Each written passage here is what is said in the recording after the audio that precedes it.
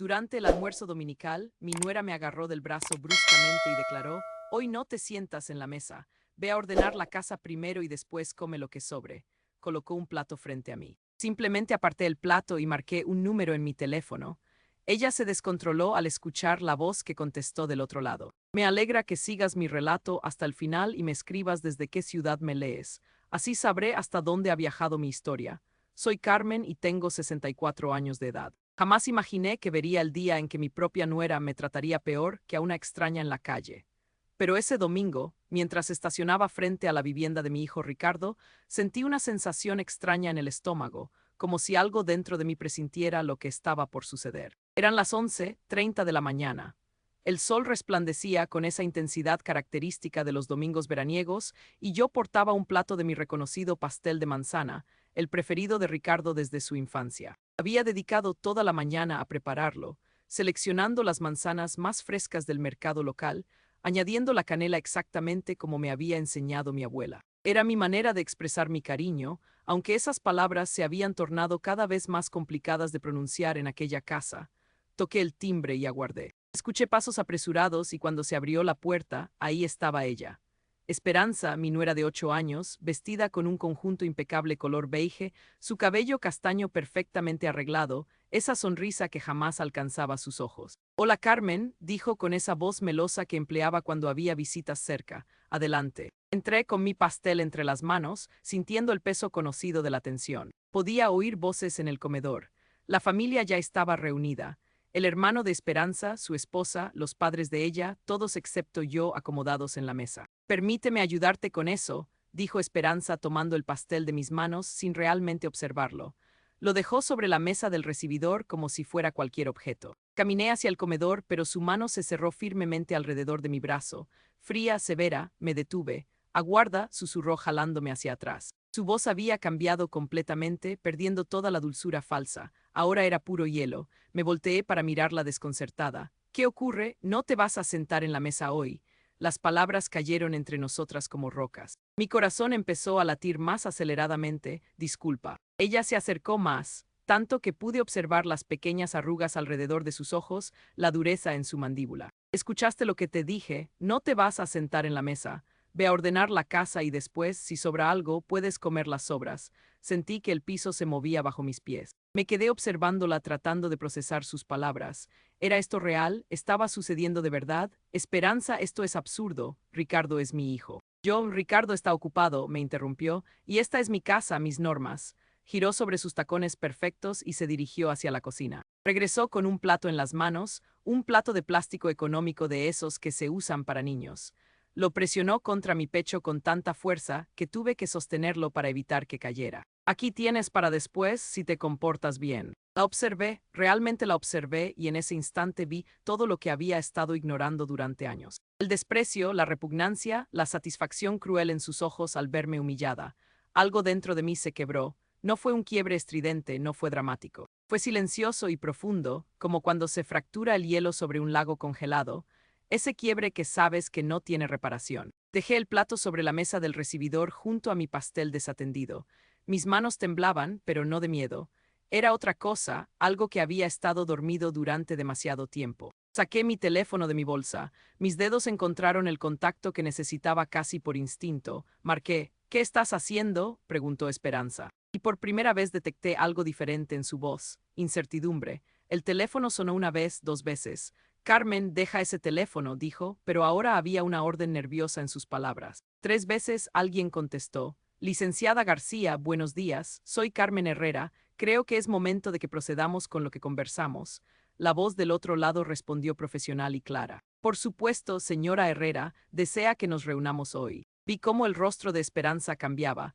Primero confusión, después reconocimiento y finalmente algo parecido al pánico. «Esa es la abogada Martínez», susurró. Su piel había perdido todo el color. «¿Por qué estás hablando con ella?». «Sí, hoy estaría perfecto». Continué hablando por teléfono, sin quitar mis ojos de ella. «A las 3 de la tarde, y sí, traiga toda la documentación». «Carmen, cuelga ese teléfono ahora mismo».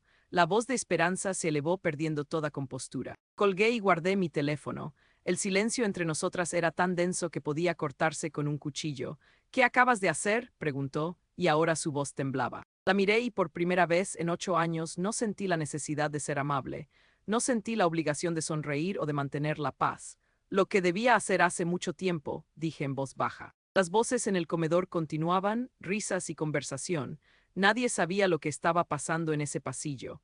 Nadie sabía que algo fundamental acababa de cambiar. Esperanza dio un paso hacia atrás, sus ojos buscando los míos, tratando de leer lo que vendría después. Ricardo, gritó hacia el comedor, pero su voz salió quebrada. Ricardo, ven aquí. Escuché la silla de mi hijo arrastrándose, sus pasos acercándose, y mientras esperaba a que apareciera, supe una cosa con absoluta certeza. Después de este día, nada volvería a ser igual. La mujer que había soportado en silencio, que había tragado humillaciones con una sonrisa, que había permitido que la apartaran poco a poco de la vida de su hijo, esa mujer ya no existía. Y Esperanza acababa de descubrirlo de la peor manera posible. Hay momentos en la vida que te definen completamente. Para mí ese momento llegó cuando tenía 42 años, el día que el doctor me informó que mi esposo Roberto no sobreviviría al infarto. Ricardo tenía apenas 12 años. Recuerdo estar sentada en esa sala de hospital con las luces fluorescentes zumbando sobre mi cabeza, pensando que mi mundo había terminado. Roberto era todo para mí, mi compañero, mi mejor amigo, mi apoyo. Y de repente éramos solo Ricardo y yo, un niño que acababa de perder a su padre y me miraba esperando que yo tuviera respuestas que no poseía. Pero no podía derrumbarme, no tenía ese lujo. Al día siguiente del funeral, solicité un empleo de tiempo completo como secretaria en López y Asociados, una firma de contadores. No era glamoroso, el salario era apenas suficiente, pero tenía seguro médico y horarios predecibles. Era lo que necesitaba. Durante 22 años trabajé en esa oficina. 22 años de levantarme a las 5:30 de la mañana, preparar el desayuno de Ricardo, asegurarme de que tuviera todo listo para el colegio. 22 años de llevar almuerzo de casa porque no podía permitirme comprar fuera. 22 años ahorrando cada centavo porque tenía un sueño. Quería que Ricardo fuera a la universidad. Quería que tuviera las oportunidades que su padre y yo nunca tuvimos. Lo logré. Cuando Ricardo cumplió 18 años, yo había ahorrado $130,000. Cada peso estaba destinado a su educación. Él entró a la Universidad Nacional para estudiar arquitectura, su pasión desde pequeño. Esos fueron años buenos. Ricardo me llamaba cada semana, me contaba sobre sus clases, sus proyectos. Venía a casa en vacaciones y cocinábamos juntos, hablábamos por horas. Éramos solo nosotros dos contra el mundo, como siempre había sido. Entonces conoció a Esperanza. Fue en su último año de universidad. Ella estudiaba diseño de interiores. Era 2 años menor que él. Cuando Ricardo me la presentó, debo admitir que parecía encantadora, bonita, educada, con ese tipo de seguridad que yo nunca tuve. Mamá, creo que es ella, me dijo Ricardo esa primera noche. Creo que voy a casarme con ella. Vi la luz en sus ojos y no dije nada de las pequeñas alarmas que sonaban en mi cabeza. La forma en que Esperanza me había mirado de arriba a abajo al conocerme, como evaluándome. La manera en que había comentado sobre mi vestido. ¿Qué vintage debe tener historia? El tono no era cruel, no exactamente, pero había algo. Se casaron 2 años después. Yo pagué la mitad de la boda, aunque Esperanza había sugerido que sería mejor si cada familia se hiciera cargo de su parte. Los padres de ella eran dueños de una cadena de restaurantes. Mi parte significó otros $50,000 de mis ahorros. No me importó. Era la felicidad de mi hijo. Los primeros meses fueron bien. Esperanza era cordial conmigo. Me invitaba a cenar los domingos. Sonreía cuando yo aparecía. Pero lentamente, casi imperceptiblemente, las cosas comenzaron a cambiar. Primero fueron las llamadas. Ricardo dejó de llamarme cada semana. Cuando yo lo llamaba, sus respuestas eran breves. Estoy ocupado, mamá. ¿Te llamo después? Ese después se volvió cada vez más largo. Luego fueron las visitas. Mamá, no puedes aparecer sin avisar. Esperanza dice que necesita tiempo para prepararse cuando hay invitados.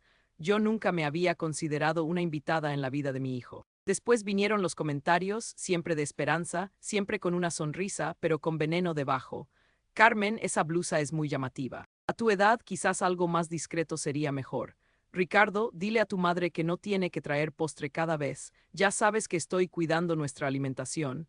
Ay, Carmen, sigues trabajando en esa oficina. ¿No te cansas? Ricardo y yo pensábamos que ya te habrías jubilado. Cada comentario era una pequeña puñalada, y Ricardo, mi Ricardo, se quedaba callado o peor concordaba con ella. Mamá, Esperanza tiene razón, no necesitas traer comida, tenemos todo bajo control. 3 años después de su matrimonio, Ricardo vino a verme un domingo por la tarde, solo. Esperanza tenía jaqueca. Nos sentamos en mi pequeña sala, el mismo sofá donde había hecho la tarea durante su infancia. Mamá, tengo algo que pedirte, dijo. Y había algo en su voz que no me gustaba. Mi corazón ya sabía lo que vendría. Esperanza y yo queremos comprar una casa. Encontramos una perfecta, pero necesitamos ayuda con el enganche. $150,000. $150,000.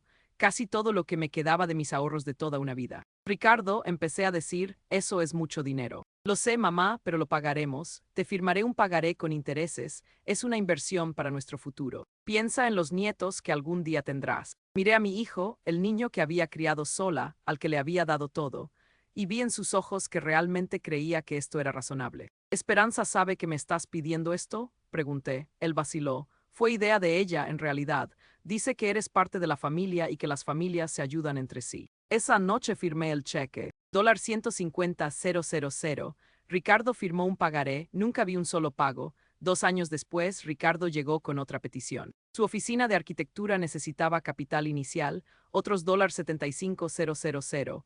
Es mi sueño, mamá, me apoyaste toda la vida. Este es el último empujón que necesito. Le di los $75,000. Mi cuenta de ahorros quedó casi vacía, y entonces las invitaciones se hicieron menos frecuentes. Los domingos familiares se espaciaron. Cuando yo preguntaba, Esperanza siempre tenía una excusa. Es que tenemos compromisos. Los padres de Esperanza vienen a visitarnos. Necesitamos tiempo para nosotros como pareja. Me volví invisible. La mujer que había sacrificado todo por su hijo se había convertido en un inconveniente, en algo que había que tolerar ocasionalmente, pero mantener a distancia. Y lo peor de todo era que Ricardo lo permitía. Mi hijo, al que crié para ser fuerte, para defender lo correcto, se había vuelto un extraño que elegía la paz sobre la justicia. Hasta ese domingo cuando Esperanza finalmente mostró quién era realmente, cuando pensó que podía humillarme en mi cara y yo simplemente lo aceptaría. Pero había una cosa que Esperanza nunca supo, una cosa que estaba por cambiar todo. Esa casa que compraron con mis $150,000 nunca fue transferida completamente a sus nombres. Yo figuraba como copropietaria. El abogado que procesó la venta era amigo de Roberto y me había aconsejado protegerme. Solo por las dudas, había dicho. Y ese dinero para el negocio de Ricardo, esos $75,000, estaban documentados legalmente como un préstamo, con términos, con intereses, con consecuencias si no se pagaba. Durante años guardé esos papeles en un cajón, diciéndome que nunca los usaría, que la familia no se trata de documentos legales. Pero ese domingo, con un plato de plástico en mis manos y el desprecio de Esperanza en sus ojos, finalmente entendí algo. No era mi familia quien me había fallado, era yo quien me había fallado a mí misma al permitirlo. Ricardo apareció en el pasillo con una servilleta en la mano, todavía masticando algo. Se detuvo al vernos, su mirada yendo de mi rostro al de Esperanza, tratando de leer la situación. ¿Qué pasa?, preguntó, y había genuina confusión en su voz. Esperanza se recompuso rápidamente, es decir, intentó hacerlo, pero yo podía ver sus manos temblando ligeramente, la forma en que sus ojos no dejaban de moverse hacia mi teléfono. Nada, cariño, dijo con esa voz dulce que yo ya conocía demasiado bien. Tu madre y yo solo estábamos charlando. Ricardo me miró esperando confirmación, pero yo ya no estaba para mentiras, ya no estaba para mantener las apariencias. Esperanza me dijo que no puedo sentarme a la mesa, dije claramente. Me ordenó limpiar la casa y comer sobras si quedaba algo. Vi cómo las palabras lo golpeaban. Su boca se abrió ligeramente, sus ojos se entrecerraron como si no pudiera procesar lo que acababa de escuchar. ¿Qué? Se volvió hacia Esperanza. Eso no puede ser verdad. Esperanza soltó una risa nerviosa. Estaba bromeando, Ricardo. Tu madre no entiende mi sentido del humor, siempre tan sensible. No estaba bromeando, dije, y mi voz sonó más fuerte de lo que esperaba. Y esto no es nuevo. Lleva años tratándome así, solo que hoy fue lo suficientemente descuidada como para hacerlo donde yo podía defenderme. Ricardo pasó una mano por su cabello, ese gesto que hacía desde niño cuando estaba abrumado. Mamá, esto tiene que ser un malentendido, Esperanza. No, que Ricardo, lo interrumpí, no me ha estado alejando de ti durante años. No ha hecho comentarios despectivos sobre mi ropa, mi trabajo, mi edad. No te ha convencido de que soy un estorbo en tu vida perfecta. Eso no es justo, Esperanza intervino, su voz subiendo de tono. Yo siempre he sido respetuosa contigo, Carmen.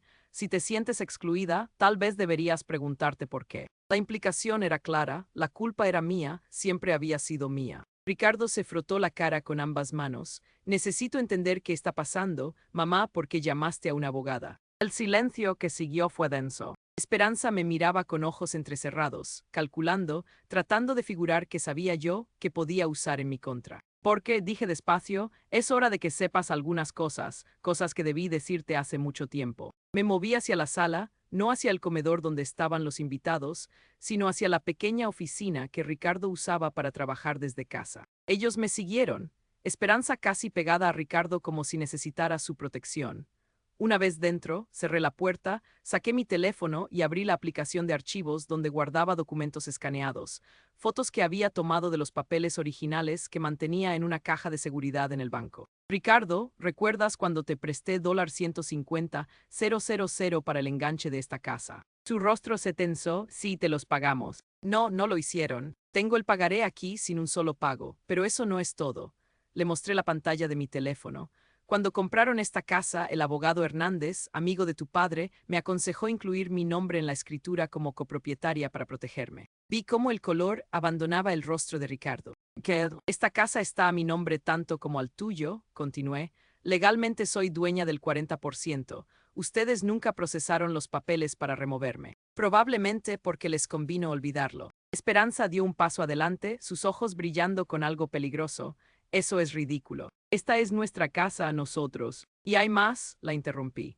Los $75,000 que le di a Ricardo para iniciar su oficina de arquitectura también están documentados como préstamo con intereses del 6% anual. Han pasado 5 años, incluyendo el interés compuesto, ahora me deben $100,357. Ricardo se dejó caer en su silla de escritorio, su rostro en sus manos. Mamá, yo pensé que eso era un regalo, tú dijiste que querías ayudarme. Y quería ayudarte, dije, y mi voz se quebró un poco, pero tú firmaste un pagaré, Ricardo. Yo te expliqué los términos, tú dijiste que lo entendías, que lo pagarías, simplemente nunca lo hiciste porque te dijimos que no se preocuparan, que tenían tiempo. Esperanza saltó. Esto es trampa, estás tratando de manipularnos con tecnicismos legales. La miré directamente. No, estoy protegiendo lo poco que me queda después de darlo todo por él. Después de sacrificar mi comodidad, mi retiro, mi futuro para que tu esposo tuviera una vida mejor que la mía. Esperanza se cruzó de brazos, su mandíbula apretada.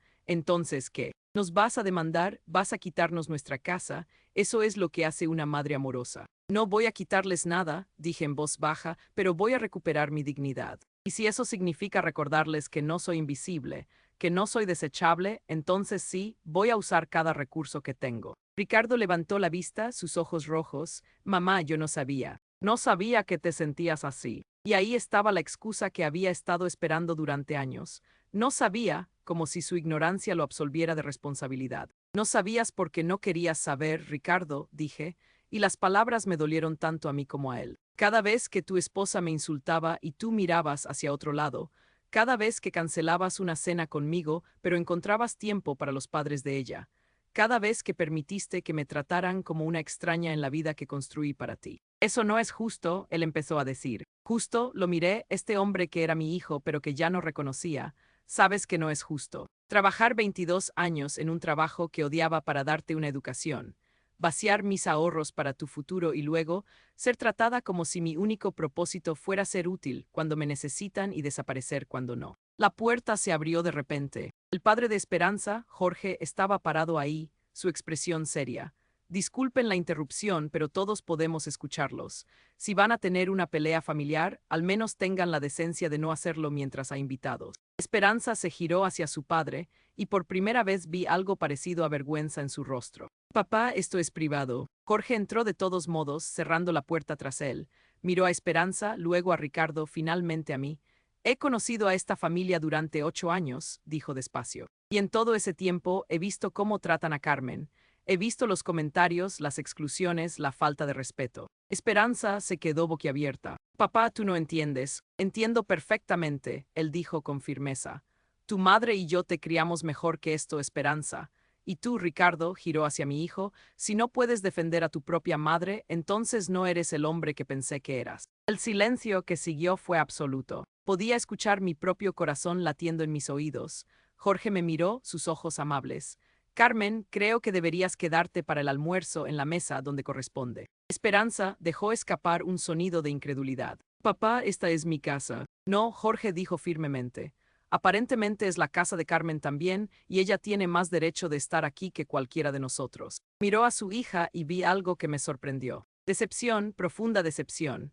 Vamos a volver al comedor, dijo, y vamos a tener un almuerzo civilizado, y después ustedes tres van a resolver esto como adultos. Entendido. Nadie respondió, pero tampoco nadie objetó. Mientras Jorge abría la puerta me di cuenta de algo, no estaba sola, no todos habían sido ciegos a lo que estaba pasando. Algunos solo habían estado esperando a que yo encontrara mi propia voz.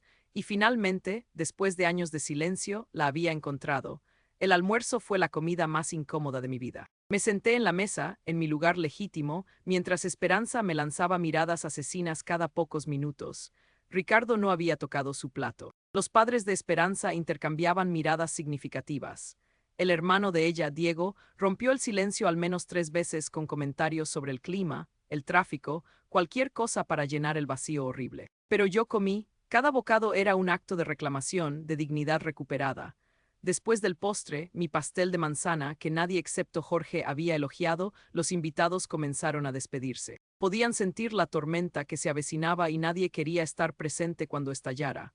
La madre de Esperanza, Patricia, se acercó a mí cuando nadie miraba. Sé que no nos conocemos bien, dijo en voz baja, pero yo también fui nuera una vez y entiendo. Apretó mi mano brevemente antes de irse. Ese pequeño gesto de solidaridad casi me rompe. Casi. Cuando todos se fueron, quedamos solo nosotros tres en esa casa demasiado grande. Ricardo estaba parado junto a la ventana, mirando hacia afuera. Esperanza recogía platos con movimientos bruscos, haciendo ruido innecesario, y yo me quedé en el sofá esperando. Finalmente, Esperanza dejó caer un plato en el fregadero con tanta fuerza que me sorprendió que no se rompiera. Se giró hacia mí y la máscara finalmente se había caído por completo. «¿Estás feliz ahora?», escupió las palabras. «Lograste arruinar todo, avergonzarnos frente a mi familia». «Yo no arruiné nada», respondí con calma. «Tú lo hiciste cuando decidiste humillarme en tu propia casa». Ella soltó una risa áspera, sin humor. «Pobre Carmen, siempre la víctima, siempre la mártir. Sabes que estoy cansada de fingir. Estoy cansada de pretender que me importas». Ricardo se giró desde la ventana. «Esperanza, detente». Pero ella no se detuvo. Ya había cruzado una línea y no había vuelta atrás. «No, Ricardo. Ella quiere la verdad. Démosle la verdad». Se acercó a mí, sus ojos brillando con algo feo. «Desde el día que te conocí, supe exactamente qué eras. Una mujer amargada que nunca superó la muerte de su esposo y que se aferró a su hijo como si fuera su propiedad. Cada palabra era diseñada para herir, y lo hacían, pero ya no podían lastimarme de la forma en que ella quería. Ricardo vino hacia nosotras. «Esperanza, ya es suficiente». «No, no es suficiente». Ella se volvió hacia él. «Tu madre te ha estado manipulando toda tu vida, te hizo sentir culpable por cada cosa. Te hizo creer que le debías todo, y tú te lo compraste porque eres demasiado débil para ver lo que realmente estaba haciendo». Esas palabras sí llegaron a su objetivo. Vi el dolor cruzar el rostro de Ricardo, la duda sembrarse en sus ojos. «Yo te apoyé», dije a Esperanza, mi voz firme a pesar del temblor en mi pecho. «Te recibí en esta familia, te traté con respeto y tú me pagaste con crueldad». «Respeto», ella se rió. «¿Llamas respeto a aparecer sin invitación, a traer tu comida triste porque obviamente la nuestra no es suficientemente buena, a recordarle constantemente a Ricardo todo lo que sacrificaste por él?» «Nunca hice eso», dije. Pero incluso mientras las palabras salían, me pregunté si era verdad. Había permitido que Ricardo sintiera el peso de mi sacrificio sin querer hacerlo. Esperanza debió ver la duda en mi rostro porque sonrió triunfante. «Lo hiciste. Tal vez no con palabras, pero lo hiciste. Cada mirada, cada suspiro, cada vez que mencionabas lo difícil que fue criarlo sola, lo hiciste sentir como si te debiera su vida entera». Ricardo se sentó pesadamente en el sofá, su cabeza entre sus manos. «No puedo hacer esto ahora». «Oh, pero tenemos que hacerlo ahora». Esperanza se giró hacia él. «Porque tu madre finalmente mostró sus verdaderos colores. Tiene documentos legales, Ricardo. Nos ha estado tendiendo una trampa todo este tiempo». «No es una trampa», dije, mi voz subiendo. «Es protección, protección que resultó ser necesaria». Esperanza me ignoró, enfocándose en Ricardo. «Te está manipulando, ¿no lo ves? Guardó todos esos papeles esperando el momento perfecto para usarlos contra nosotros. Esto es lo que ella planeó desde el principio». Me puse de pie, mi paciencia finalmente agotada. «¿Planear qué exactamente? ¿Planear que me tratarías como basura? ¿Planear que mi propio hijo me abandonaría? ¿Planear que tendría que protegerme legalmente de mi propia familia? No eres nuestra familia, Esperanza dijo, y las palabras cayeron como plomo. Eres una obligación, un peso. Y honestamente estaríamos mejor si simplemente desaparecieras de nuestras vidas. El silencio después de esas palabras fue absoluto. Ricardo se puso de pie lentamente, mirando a su esposa como si la viera por primera vez. ¿Qué dijiste? Su voz era peligrosamente baja. Esperanza parpadeó, tal vez dándose cuenta de que había ido demasiado lejos. Yo solo estoy diciendo la verdad que tú has sido demasiado cobarde para admitir. Ricardo dio un paso hacia ella. Mi madre me crió sola, trabajó empleos que odiaba para darme una vida mejor, vació sus ahorros para mi educación, para mi negocio, para esta casa. Y tú, giró hacia mí, luego de vuelta a Esperanza. Tú la has estado torturando y yo fui lo suficientemente ciego como para permitirlo. Esperanza cruzó los brazos defensivamente. No me culpes por tus problemas con tu madre, yo no hice nada que tú no permitieras. Y ahí estaba la verdad, desnuda y fea. Ricardo la había permitido. Cada insulto, cada exclusión, cada humillación, él lo había permitido todo. Tiene razón, dije en voz baja, tú lo permitiste, Ricardo. Cada vez que te quedaste callado, cada vez que tomaste su lado, cada vez que me hiciste sentir que yo era el problema, tú lo permitiste. Ricardo se dejó caer de nuevo en el sofá, su rostro en sus manos. Lo siento, murmuró, lo siento mucho. Pero Esperanza no había terminado, se rió un sonido áspero y feo. Lo siento, eso es todo, Ricardo. Ella te está manipulando ahora mismo, ¿no lo ves? Te está haciendo sentir culpable ¿para qué? Cállate, la voz de Ricardo explotó en la habitación, todos nos congelamos. En 36 años nunca había escuchado a mi hijo gritar así. Simplemente cállate, Esperanza, ya he escuchado suficiente. Se puso de pie y caminó hacia el pequeño escritorio en la esquina, abrió un cajón y sacó un sobre. Se quedó mirándolo por un largo momento antes de regresar. Necesito mostrarte algo, mamá, dijo, su voz ahora apagada, algo que debí mostrarte hace meses. Abrió el sobre y sacó varias hojas de papel. Mensajes de texto impresos. Los miré confundida hasta que empecé a leer. Eran mensajes entre Esperanza y sus amigas, fechados durante los últimos 2 años. No puedo esperar a que la vieja finalmente se jubile y deje de molestar. Ricardo está tan atado a las faldas de su madre, es patético. Al menos cuando ella se muera tendremos toda la herencia para nosotros. No es mucho, pero algo es algo. Sentí que el aire abandonaba mis pulmones, miré a Ricardo. ¿Desde cuándo tienes esto? Él no podía mirarme a los ojos. Desde hace 6 meses. Las encontré por accidente en su computadora, yo no sabía qué hacer con ellas. Y no hiciste nada, dije. Y no era una pregunta. Esperanza arrancó los papeles de mis manos. Estaban sacadas de contexto, era solo frustración desahogándome con mis amigas. No significa nada. Significa todo, Ricardo dijo, y su voz sonaba rota. Significa que mamá tenía razón sobre ti desde el principio, y yo fui demasiado cobarde o demasiado estúpido para verlo. Esperanza se giró hacia él, pánico reemplazando la rabia. Ricardo, no estás dejando que ella te manipule, nosotros estamos bien, somos felices. No, Ricardo negó con la cabeza, no somos felices y no hemos sido felices en mucho tiempo. Simplemente he estado demasiado asustado de admitirlo. Miré a mi hijo, a este hombre que había criado para ser mejor que esto, y me pregunté dónde había fallado, dónde se había roto la conexión entre lo que le enseñé y quién se había convertido. Pero mirando esos mensajes, esas palabras venenosas sobre mí, finalmente entendí algo, no había fallado, había hecho todo correcto, era el mundo el que había cambiado. Era Ricardo quien había elegido el camino fácil sobre el correcto. Y ahora, finalmente, tendría que elegir de nuevo. 3 meses después, me senté en mi pequeño balcón con una taza de café, mirando el amanecer pintar el cielo de naranja y rosa. Mi teléfono descansaba en la mesa, en silencio, ya no esperaba que sonara. Los primeros días después de ese domingo fueron los más difíciles. Dormía poco, comía menos. Cada vez que escuchaba un auto en la calle, mi corazón saltaba pensando que tal vez era Ricardo viniendo a disculparse, pero no vino. La semana que le di se convirtió en 2, luego en un mes. El silencio se volvió su respuesta. Hasta que un martes por la tarde, 6 semanas después, mi timbre sonó. Abrí la puerta y ahí estaba Ricardo, pero no el Ricardo que había visto en esa casa. Este Ricardo tenía ojeras profundas, había perdido peso, su ropa estaba arrugada, se veía como alguien que no había dormido bien en semanas. «Hola, mamá», dijo. Y su voz se quebró en la última palabra. No lo invité a pasar inmediatamente, me quedé en la puerta estudiándolo. «¿Qué necesitas, Ricardo?» Él tragó saliva con dificultad. «Necesito hablar contigo, por favor». Me hice a un lado y lo dejé entrar.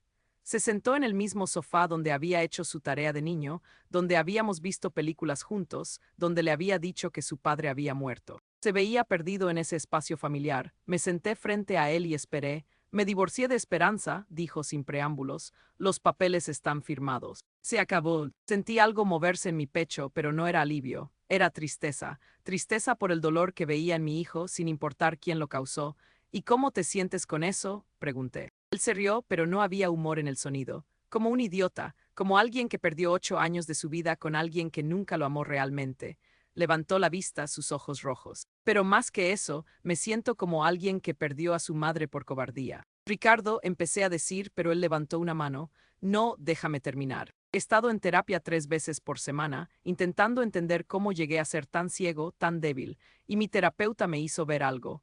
Se inclinó hacia adelante, sus codos en sus rodillas. Me dijo que parte de mí sabía. Siempre supe que Esperanza te trataba mal, siempre vi los comentarios, las exclusiones, el desprecio, pero no hice nada. ¿Por qué? Porque era más fácil perderte a ti que enfrentar el conflicto con ella. Las palabras me dolieron, pero había verdad en ellas, una verdad que yo ya había aceptado. Te elegí a ti sobre mi tranquilidad, continuó, y las lágrimas comenzaron a rodar por sus mejillas. Te elegí a ti sobre mi matrimonio y debía haberlo hecho hace años. Debía haberte defendido la primera vez que ella te faltó el respeto, pero no lo hice y ahora tengo que vivir con eso. Se limpió la cara con las manos. Vendí la casa, tomé mi parte del dinero y te transferí $265,400. El préstamo original más todos los intereses hasta el día de hoy. No puedo devolverte los años, mamá, no puedo devolverte la dignidad que te quité, pero puedo empezar a pagar mis deudas. Miré a mi hijo, este hombre roto frente a mí, y sentí algo que no había sentido en mucho tiempo. Esperanza, no la esperanza ingenua de que todo volvería a ser como antes. Eso era imposible. Pero esperanza de que tal vez, solo tal vez, había una oportunidad para algo nuevo, algo más honesto. ¿Dónde estás viviendo?, pregunté. Renté un apartamento pequeño cerca del centro. Una habitación es todo lo que necesito por ahora. Pausó. Esperanza se quedó con los muebles. Yo solo quería salir. ¿Y tu negocio?, pregunté. Está bien, mejor que bien en realidad. Resulta que cuando no tienes a alguien gastando dinero en decoración cara y vacaciones que no puedes pagar, un negocio puede prosperar. Intentó sonreír, pero no le salió bien. Nos quedamos en silencio por un momento, un silencio diferente al que habíamos compartido antes. Este no estaba cargado de resentimiento o dolor. Solo estaba vacío, esperando ser llenado con algo nuevo. No sé si puedo perdonarte todavía, dije finalmente. La honestidad era lo único que podía ofrecerle ahora. Me hiciste mucho daño, Ricardo, durante años, y sé que Esperanza fue parte de eso, pero tú también lo fuiste. Lo sé, él asintió, y no te estoy pidiendo perdón, no todavía. Solo te estoy pidiendo una oportunidad de demostrarte que puedo ser mejor, que puedo ser el hijo que merecías desde el principio. Me levanté y caminé hacia la ventana. Afuera la vida continuaba. Gente caminando, autos pasando, el mundo girando sin importar nuestro drama personal. Empecé clases de cerámica, dije sin voltearme. Todos los martes y jueves por la noche. Es algo que siempre quise hacer, pero nunca tuve tiempo, o dinero, o permiso para gastar en mí misma. Me giré para mirarlo. También me uní a un club de lectura y estoy tomando clases de francés.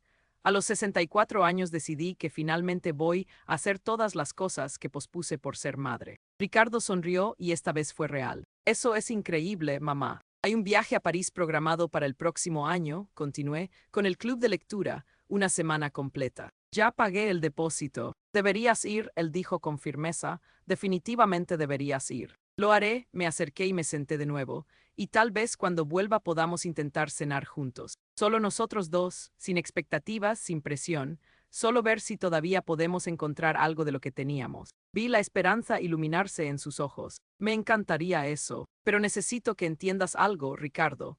Mi voz se volvió seria.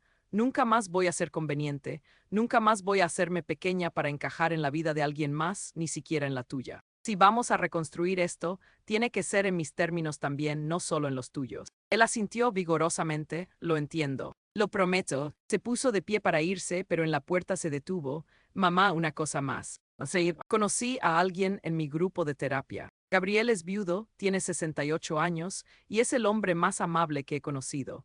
Me preguntó si estaría bien que te llamara para tomar un café o algo así. Parpadeé sorprendida. ¿Me estás tratando de emparejar? Ricardo se sonrojó ligeramente. Solo pensé que, bueno, mereces ser feliz, mereces que alguien te trate como la mujer increíble que eres. Si no estás interesada, está bien, solo pensé en mencionarlo. Una pequeña sonrisa tocó mis labios. Dile que me llame, pero que tenga en cuenta que tengo un horario muy ocupado estos días. Ricardo sonrió, una sonrisa genuina que no había visto en años. Lo haré. Después de que se fue, me quedé parada en mi apartamento sintiendo algo extraño, algo que tomó un momento en identificar. Era paz, no la paz de la resignación o la derrota.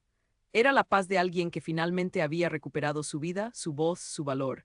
3 semanas después estaba en mi clase de cerámica, mis manos cubiertas de arcilla, creando algo con mis propias manos, algo imperfecto pero mío. Mi teléfono sonó, un número desconocido. Hola, contesté limpiándome una mano en mi delantal. Carmen, soy Gabriel, Ricardo me dio tu número. Espero que esté bien que te llame. Su voz era cálida, amable, me encontré sonriendo. Está perfectamente bien, respondí.